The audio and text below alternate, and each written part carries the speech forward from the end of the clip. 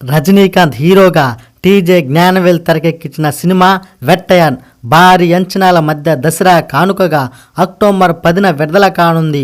ఈ సందర్భంగా ఈ సినిమా కథ గురించి రజనీ ఓ సందర్భంలో చేసిన వ్యాఖ్యలు వైరల్గా మారాయి. ఈ కథను రజనీ కూతురు రజనీకాంత్ని వినమని చెప్తే ఈ కథను విన్నాడు. టీజే జ్ఞానవేల్ డైరెక్షన్లో వచ్చిన జై భీమ్ సినిమా నాకెంతో ఇష్టం. కానీ గతంలో జ్ఞానవేల్తో ఎప్పుడూ మాట్లాడే అవకాశం రాలేదు. వెట్టయాన్ కథ వినమని సౌందర్య నాకు చెప్పడంతో విన్నాను. బాగుందనిపించింది. అయితే ఈ సినిమా తీయడానికి చాలా డబ్బులు ఖర్చు అవుతాయి.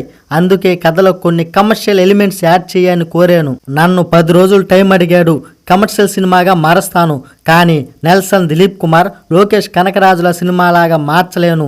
నా శైలిలో ప్రేక్షకులకు నచ్చేలా ఈ కథను మారుస్తాను అని జ్ఞానవేల్ చెప్పాడు. నాకు అదే కావాలి, లేదంటే లోకేష్ దిలీప్ల దగ్గరికే వెళ్ళేవాడిని కదా అని చెప్పాను.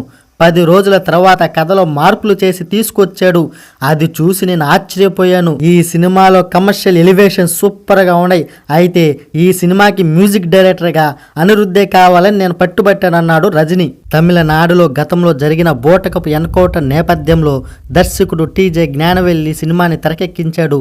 ఇది రజనీకాంత్కు 170వ సినిమా. ఇందులో ఆయన రిటైర్డ్ పోలీస్ అధికారిగా కనిపిస్తున్నాడు. అమితాబ్ బచ్చన్, ఫహద్ ఫాజల్, రానా, రితికా సింగ్, మంజు వారియర్, దుష్రా విజయన్ ముఖ్య పాత్రలో నటిస్తున్నారు. తెలుగులోనూ అదే పేరుతో విడుదల కానుంది ఈ సినిమా.